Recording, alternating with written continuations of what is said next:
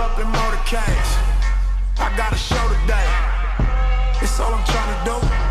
We're back, part 2, episode 7 on the Barely Football Podcast. This time with food. And this time with food. You're right. So, first part, as you guys saw, we talked about Caleb's music taste. What is this part 2 going to be about? Me, my music taste, and something special at the end. We'll let you know later. So, I'm excited to hear this part. yes, you probably know. I have a good idea. You probably have a good idea. Artist, not sure, but you probably know. So So, the first, and the playlist we talked earlier. Excuse me. So in the first part, recap, you had your taste in music, you like pop. Alessia Cara. Starts with the T. Alessia Cara, Tori Kelly, Big Time Rush, Benson Bloom, and Taylor Swift. Very pop oriented. Very. What my favorite out of the 5 has to be, 2. I'll take Alessia Cara and Taylor Swift because I have more opinion on them because I've listened to their music. So, very good. I love those picks actually. Very good detailed review. You know your albums and stuff. I knew your albums. Do the people know he had game like that in music? No. I don't know. No. Well, it depends on how much He has music knowledge. He has game. If you didn't know, you better not play with this dude's game. Like, listen, like, if you go to a party and if you talk about music with him, like, literally, full documentary. Like, we can have a podcast. I could go off. We but could I don't go want off. to bore people. We could go off. Like, me too. I'm about to go off now. I know there's one person that's looking at this video right now, and she knows. She knows. I'm not gonna tell names to protect people's identity. But she's awesome. But she's awesome though. You know what I'm talking about. Yeah, of course. So yeah, shout out to that person. Actually, this person made us. Actually, got the idea of this episode. Actually him because I knew his taste in music, and something just popped up when we were talking the other day. The other day was yesterday, and this and one of our friends said this idea like, oh, you should do like a podcast about music. Do I think about making a music podcast? I can't speak. Do I see myself doing a music podcast in the future? Maybe not. But right now I'm focused on Barely Football. What she meant was like music podcast or music episode, like episode oriented with music. And that's where we're here today. That's where we're here today. So shout out to you, that specific person. Shout out to our friend. Thank you, because we got this idea, and you got me to be in front of the camera talking about music with Caleb, and yeah, and you're gonna love this episode either way. So you're continuing to watch. But I'm excited. You are a loyal fan. Yeah, I'm excited to hear the contrast though between our different tastes in music because Yes. we're both very And passionate. You, about my friend, two who's different watching, fronts. and you, my friend, I know she's a very big critic herself. You will definitely come to us whenever you see us, and you're gonna say, "All right, you, this, that. I do not agree. I agree. Disagree." That's exactly how no. she sounds. Yeah, Exactly. So yeah, shout out to you, and we're gonna continue with the video without any further discussion. So yeah, thank you either way. All right, me. Top 5 artists. You probably think by now. The genre will say by itself. Will say for itself at the end. Number 1 is Drake. And generational artist. I grew up with him. I'm still growing up with him. Has there been primes? Yes. Has there been generational runs? Yes. Is he on a generational run right now? Yes. Spotify streams. He's taken over Spotify streams for the past 5. We're pushing 10 years now. It's been 10 years since Drake has taken over Spotify by storm in terms of streamers. So, is he one of the greatest rappers of our generation? Yes. Of all time, debatable. People are gonna hate me for this because we have other rappers that have taken the game by storm. We got Nas, Jay-Z, Kanye, a lot of things, a lot of rappers, a lot of people. But Drake, generational. Where do I even start? I sound like I'm glazing this dude, right? But like each album that Drake has dropped has its story and has its era. He first dropped his first studio album, Thank Me Later, back in 2010. I was 6 years old at the time. You're talking to two people right here, and in Caleb's I'm sorry, I'm looking at the time. You're doing fine. Part 1 with Caleb. He was talking about music when he was just an infant. You know what I'm talking about? This is before he was the age of 10. Alright? This is before when he was the age of 10. We're talking about when I was not even 8 years old here. So obviously, all of us discover our music taste later in high school. That's scientifically speaking, it's a fact. I agree with that. So, do I think that's in science? Scientifically, is that a fact? I assume so. Do I know if it's a fact? I don't know. I assume so.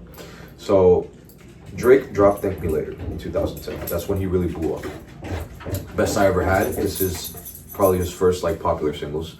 You probably heard of it. I'm not sure, but it's a really, really good song. Every album is like he took over like the world like this by storm. 2010 is when he dropped his first studio album.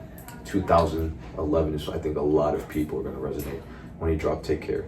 You're not really too much into maybe the rap scheme, but you probably know this album cover when he's like literally like a loner in like the middle of a dining room, hunched like this with the cup like that. Yeah, I remember that album. Yeah. So that was a very big thing. That was a very big thing back in the day. It leaked actually before it dropped. So no way, I didn't know that. You didn't know that? No, I know. Yeah, that's crazy. It actually leaked. Thank like, "Take Care." It leaked, but obviously it blew up weeks and weeks out.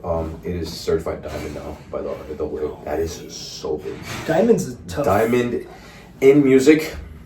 If people are not familiar with music, they are certifications for how much they do in sales and popularity. "Take Care" was a big thing back in the day. Headlines, Marvin's Room, The Motto. Very, very good songs. They're one of the best, like top popular singles in the album. Generational too. Probably one of the, if not one of the best like albums of all time. It's in the 500. It's in like the list of the 500 from the Rolling Stones. It's in it. I'm sorry, buddy. No. Yeah, so is in it. You want our food? It's in the 500 Rolling Stone albums of all time. It is one of the best albums of 2011, and "Take Care" definitely took over by storm. Do you think Drake needs to stop making music? I've heard a lot of people say that actually, that he passed his prime. He passed his prime. Okay. His music is not how it used to be. Actually, "Take Care" used to be one of my favorite albums, but it dropped down. It dropped down because the next album, which I'm gonna say, is a lot better. So yeah, "Take Care" was "Thank Me Later" is what propelled Drake in the United States, mainstream, obviously, but "Take Care" is what took Drake, not in the United States, global superstar. It's like the next level for me. The next level, and that blew up everywhere, and it's certified diamond for a reason. Yeah. So that it explored a lot of. It wasn't mostly rapping, R&B, different sounds, different productions, and "Take Care" is. If anybody asks about Drake, "Take Care." So, yeah, that's all I can say about "Take Care." I know there's a lot more to say, but I'm not going to go too much into detail because I don't want to bore people, and we're going to keep it brief and simple. But if anybody asks about Drake, first thing they know, "Take Care." Yeah. But that's not the only one. Do you resonate? No, I don't know a lot of Drake stuff, but that is definitely those albums I do know. Like about. "Take Care," like just based off the album cover. Yeah, like, it's like listening to Nirvana. When I think about Nirvana, I don't listen to them, but like, yeah, it's the baby. Exactly. Yeah, so there's just certain artists, even if you don't listen to them, you know who they are. Yeah, you know what I'm going. So especially when "Certified Diamond," it's those songs. Diamonds in music is a big deal. I think the ones who have diamond certifications like Michael Jackson. In singles. Yeah. That's Michael Jackson certification. He did? Damn. I think so.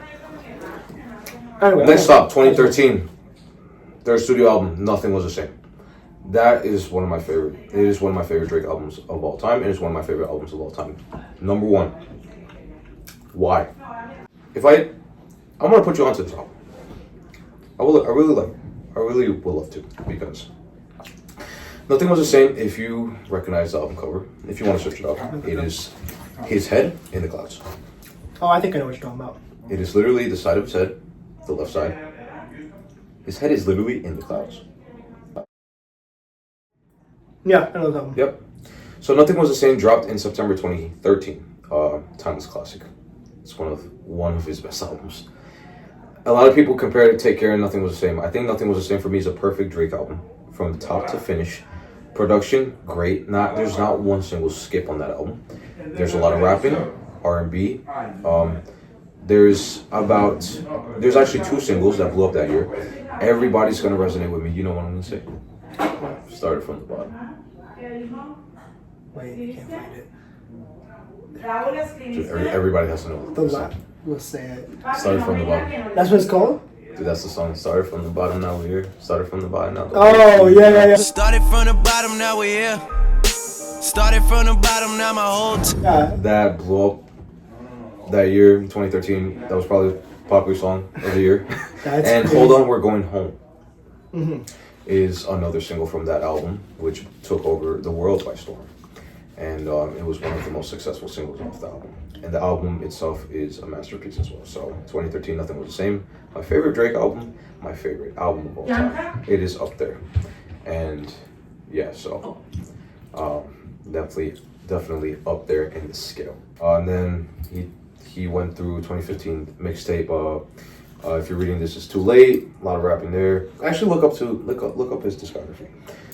His mixtape in 2015 was If You're Reading This, It's Too Late. Probably one of his best mixtapes. I can't speak. But what about Views? We'll get there. I'm sorry, We'll get there. I jumped the gun. We'll It get was there. 2016. I thought it was 2016. But before he took almost 3 years off the studio album run, and he went to drop 2014. He didn't drop any music. 2015 he dropped nothing. If You're Reading This, It's Too Late. Out of the blue, turned out to be one of the best pieces of work of the year and one of the best mixtapes of all time. A lot of rapping, production style is the same. That's when a lot of people can say that's Drake's best song, like Drake's best piece of work. He was in his prime in 2015, and it really took the world by storm as well. A lot of good tracks in that. Six God, Madonna, 6 p.m. in New York is probably one of my favorites from that mixtape. And who else? Know Yourself, a bunch of features too. And yeah, definitely worth to take a look at. 2016 though. Now you can say Views. Sorry, I jumped the gun on that one. Views, Because that's the one I know. Views. A lot of people say that Views is Views was Views was this. Views was that. But Well, you know why people know that album though, right? I know. We'll get there. We'll get there. Views is a classic. All right. It's not your typical Drake album, but in the words of Caleb, 2 songs, 1 dance, Yeah. summer classic. We're both gonna bump that. You know, 100%. I have to say that's we're both gonna bump yeah. that. That is up there, Highlight Bling bro. was blew up in 2015. That song came up my feed. Those were the leading singles to the album. And then there's one with Rihanna. How do I not know this? I think good to you. You have your Apple Music? I'm using my phone. Sorry. Go to Drake Views. I think the song with Rihanna yes. Feel No Ways is a good one. Controller. Too Good is obviously it's the less popular, but it's very catchy. It's really? Drake experimented with a lot of dancehall in this album. That's why you have Highlight Bling, One Dance. It's all related to dancehall. So especially One Dance, it's a certified summer classic. And actually, I saw the other day that Views might be a potential Diamond certified record. Really? It is. That is crazy. I think it was part of Apple Music's like top 100 albums. It is in the top 100. Right? That actually, Apple Music, guys, anybody Apple Music fans, you're a loyal one. Apple Music started back in June 2016. You know who was that headliner? Was it? Drake. Yeah, I believe it. What was the first Well, album? because I mean, what was the first album that came out? That ran it? Views. Yeah, it just come out. It was the In the words of thing. Drake himself, Views was already a classic. You know, one of his verses. I think it was on Hype. Views already a classic. Views already a classic. Yeah, Views took over by storm in 2016, and that's possibly Drake's most memorable. Not the greatest, but most memorable in terms of... Because 2016 was such a good year in music, dude. It was such a good music. Such a good year, bro. The summer of 2016, I was actually talking to that one friend. You know, that one friend? Yeah. That it was such a good year in music. It was. Like One Dance, Justin Timberlake's Can't Stop the Feeling, All the Way Up, took over New York by storm. All the Way Up, that was... Dude, that took over the boroughs, bro. Yeah, it didn't take over the country, it took over the boroughs. Because you hear that everywhere. Nothing can stop me. I'm all the way up. All the way up. You hear that everywhere. I was in Queens at the time. Yeah. I don't live in Queens anymore, guys. But I still live in New York. let's just say I live in the suburban area, outside of the city. So, dude, like, it took over the boroughs, bro. Like, you would hear that everywhere. Parks, bodegas, the streets. Yeah. I mean, I lived in Queens at the time. I think you were already where we are now. So Yeah. but it was still a radio classic.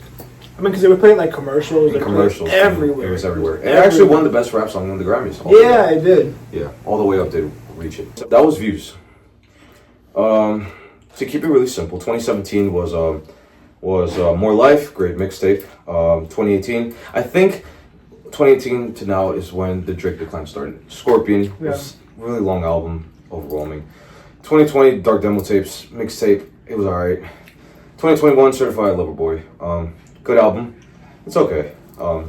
Personal favorite, no, but it was catchy. 2022, honestly, never mind. A lot of dancehall, this experimental stuff. 2023, collaboration with 21 Savage in what's it called? Search it up. Live album, forgot the name. 2024, he dropped his very underwhelming, I think it's one of his worst projects to date, is With All the Dogs. For All the Dogs, actually, it was really bad, really bad. 2025, he dropped the Party Next Door collaboration album. Oh, Her Loss? Was that Her Loss. That was 21 Savage. That's Her Loss. Yeah, it was okay. But the 2018 to now is where the decline of Drake. And I think from 2011 to 2018 was the peak Drake, prime Drake. Because like after, and it's all the music that we can relate to. Exactly. And I think after Views, I don't really know it. I don't know anything else after that. Exactly. What comes to Drake. Exactly so. Like I heard about him, but I don't know anything else. Exactly so. Number 2, Kendrick. Really? Kendrick Lamar. I didn't know that. Yeah. Kendrick Lamar. Isn't that like contradicting? You just spoke about Drake the whole time? Yeah. Dude. Yeah, I mean, I grew up with Kendrick. His best work was back in like early 2010s, like 2012, when he dropped his very infamous Good Kid, Mad City album. Really good. A lot of classics from there. Money Trees, Don't Kill My Vibe. Yeah, a lot of tracks, a lot of resonating tracks from that era. Swimming Pools. Drink was a very popular song back in the time. I think it was one of the best in 2012, 2013. You really ran the show like crazy. Like, it was everywhere. Popular single and one of Kendrick's popular songs. 2015 To Pimp a Butterfly was really one of the greatest hip hop albums of all time. Kendrick's best in his discography. It goes around like, you know, social injustices and like he tells a story, like talks about like discrimination and all that stuff. It's a very like social studies type album, but it's really catchy. What I put you on, I think you will like it. 2017, really good album as well. Classic, no, but he tells a story. If you listen to the album backwards though, it tells a story. Backwards, really? Backwards. That's interesting. He's a genius, dude. That's why he's one of the greatest of his generation. I've heard like people say. Yeah. This guy sounds kind of silly, but people say he's like the rapper version of Taylor Swift because he's like really good at storytelling. He knows what he's doing. He is, bro. Yeah. I've actually heard the comparison is really, really sick. Yeah. It's sick and silly, but at the same time. Yeah, and that's why I'm like, people are not gonna like me for saying that, but I've heard it. I've heard people say that, so I'm like, dude, so good. Then actually on my birthday in 2022, he came back after 5 years with Mr. Morale and the Big Steppers. It was a good album for being Kendrick, but and then after that now, he dropped his newer stuff with GNX, performed at the Super Bowl. Still being Kendrick, he changed a lot of his sound, which I'm not really a big fan of, but I think if you want to say prime Kendrick was back in 2012 to 2015 was like prime Kendrick, so. it seems to be a lot of people's prime. Yeah, like, he's still there, but like his music is not like too big, like, no. But it resonates with people, like with the fans. So yeah, so that's my number 2. Number 3, J. Cole. J. Cole. Oh, I know him. J. Cole. I've heard of him. Wait, I got it. Dude, J. Cole is generational. Very conscious, very lyricist, very much into the game, so much into his discography you don't even know. 2014, if you search up on Apple Music right now, 2014 Forest Hills Drive is probably one of his popular albums. His best album is Born Sinner in 2013. My dog. 2013 was Born Sinner. Is really good. 2014 Forest Hills Drive is probably his most iconic. It did have, dude. You want to know something about 2014? No features. Really? No features. The whole year? Zero. Nada. Nothing. No features. That's crazy. Dude, no features. And it went platinum. It went platinum without any features. So it really, 2014 Forest Hills Drive is actually his home address spec in Fayetteville, North Carolina. Okay. So it's actually pretty ironic and funny because it dropped in December 2014. So Man, he started in the 2000s. dude, he goes way back, but he didn't start popping off since 2011. Yeah. You know, work out for me, work. Mm-hmm. You know what I'm saying? I think I remember it was like Grease and stuff, like the. Yeah, like a lot of good stuff came out from J. Cole's 2014 Forest Hill Drive. Conscious of like Love Yours, it's a really iconic song from there. Role Models, No Role Models actually, sorry. And just a bunch of Crooked Smile, a song with Miguel named Power Trip, really good song as well. Generational classics. Then he went on he released in 2016 I forgot the name for Eyes for You. Oh yeah, that one is. Something like that, and then 2018 he dropped KOD. I think that's his 21. 2018. It says it's KOD. I think. Yeah. And then he dropped again in 2021 with the Off Season. Yeah. And then he dropped in 2024 with his mixtape My Delete Later. Yeah. So, I'm trying to see if you remember. Yeah, the 7-minute drill. He took it off. But yeah, J. Cole is very generational. He's in the big three. When you listen to his music, it's a lot of vibes. I do have to put you on to. I think you'll like 2014 Forest Hills Drive, just because I know you like a lot of storytelling. Yeah. There's people that are not into storytelling. This one friend isn't. Shout out to you, but I know your taste. We love you anyway. So. And we love you anyway, so yeah, shout out to you. And 2014 Forest Hills Drive, if you want to take down memory lane, actually in one of our downtime, I will definitely put you into that album. So yeah. And that is it for J. Cole. Number 4, Bryson Tiller. You don't know? R&B. Bryson Tiller is a very discreet guy, but he has a very discreet discography, but a lot of people can resonate with his 2015 album. Wow.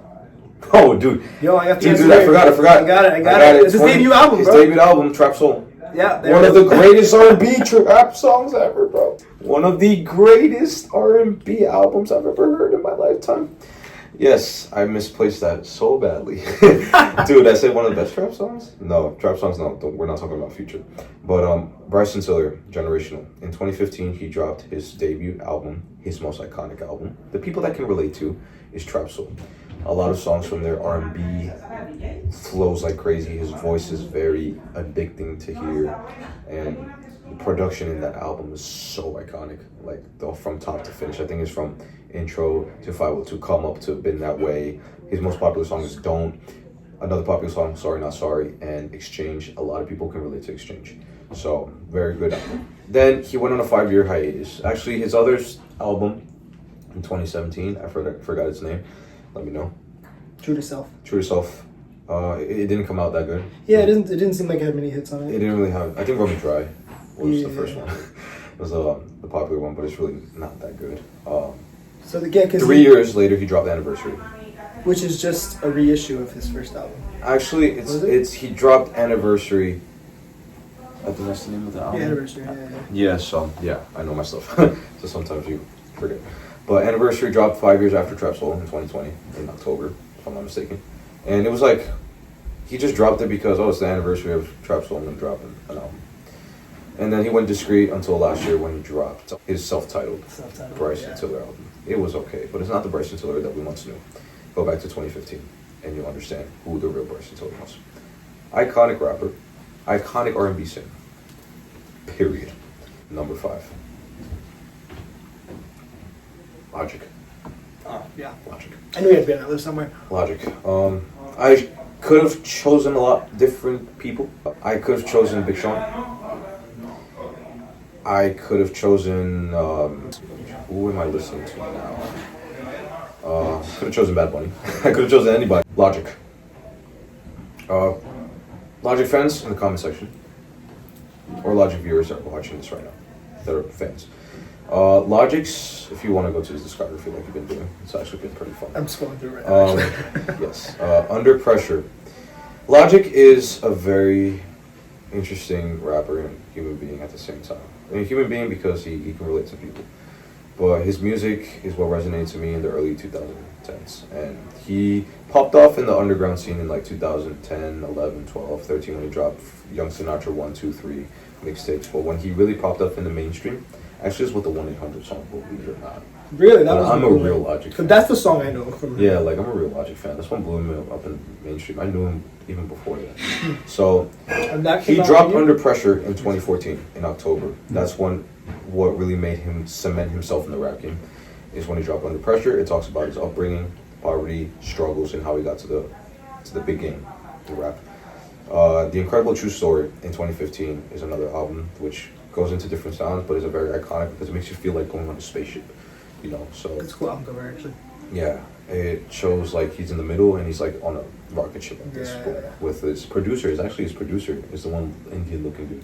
His name is Six. That's his producer. Oh, cool. So it's a very iconic album for Logic fans, not a lot in the mainstream. It's really popular. A lot of people will resonate with Logic is with his 2014's debut studio album Under Pressure and 2015 sophomore album The Incredible True Story, because that's when Logic was like in his prime, when he was like up there, and you know when he was like hungry and stuff. But nowadays he dropped iconic mixtapes like the Bobby Tarantino 1, 2, and 3.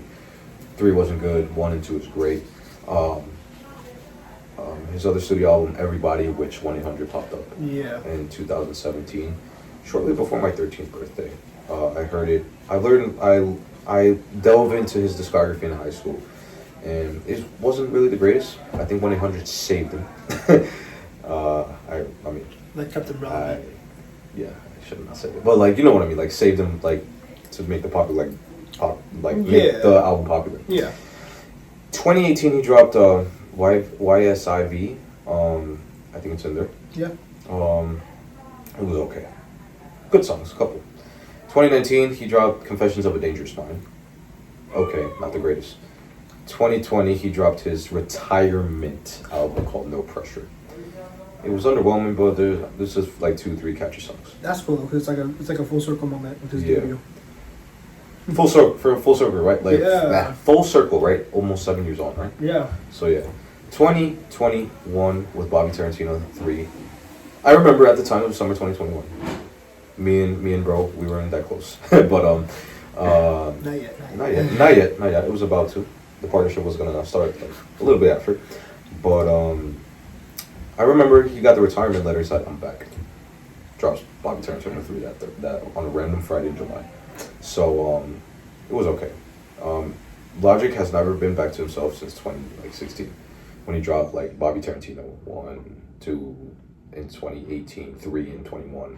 Then he dropped his like studio album back out of retirement called I forgot the name, but I know he dropped College Park. Either in I think in 2023. College Park. There's one album before College Park. I forgot the name.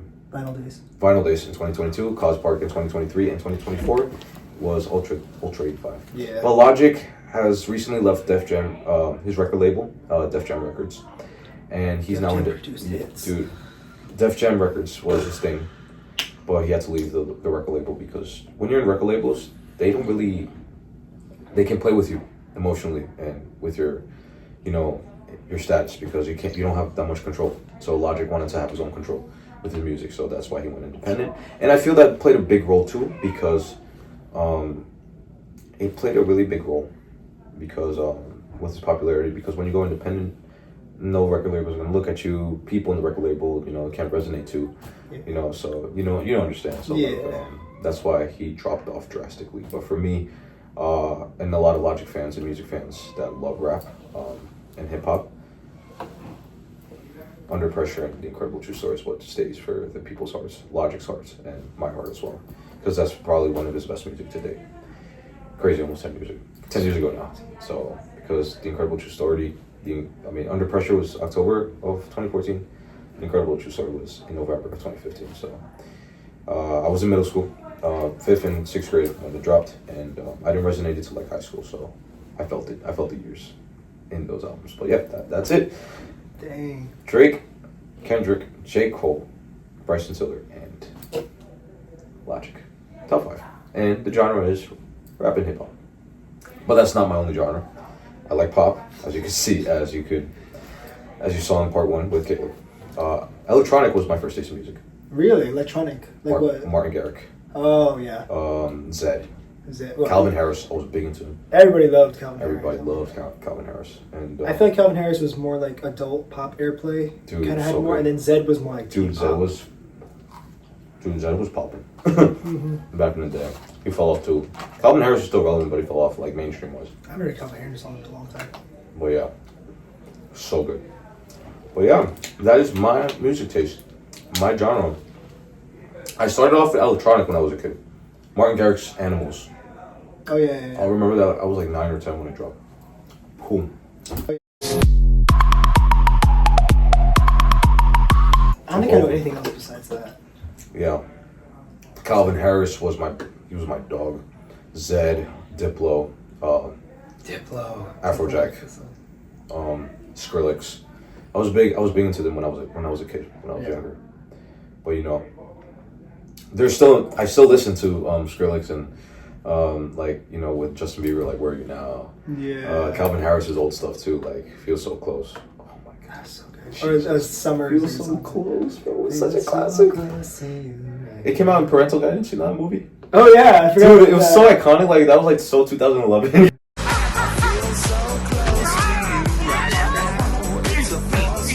Yeah, bro. Dude, I remember that Because song. that song basically defined those years. It really 2010, did. 2011. Like it really did. Shout out to the college kids that went to college at that time. Shout out to the high school kids that went to high school at that time. And shout out to the youngins like us, elementary school kids that really defined us. It really defined my like early elementary school years, and that really popped off like crazy as well. It was in that same bracket of when Drake was starting to blow up as well, and Calvin Harris was just blowing off like crazy in the EDM scene, and it's so good. It's memorable times, and I still listen to Feel So Close. I still have that on my playlist. Oh yeah. To now, Sweet Nothing was so good back at the time. Summer, so, I mean, I think that's Calvin Harris's popular song. When I Met You in the Summer. It's funny because he sounds so like he has an interesting voice when he sings. He does have an interesting voice. I'd rather him when he does the production. Yeah. You know what I'm saying? I don't like the singing. I'm I don't not like much the for singing. his singing voice. Summer, alright. And I'll let it slide. Yeah. And Feel So Close, like okay, yeah. I'll let it slide. He can sound, his voice can sound a little not lazy because I don't like saying that. I'll let it slide. slide. But here we go. That is part 2 of episode 7. My music taste, Giancarlo's music taste. Part 3, you'll see. You'll see. Part 3.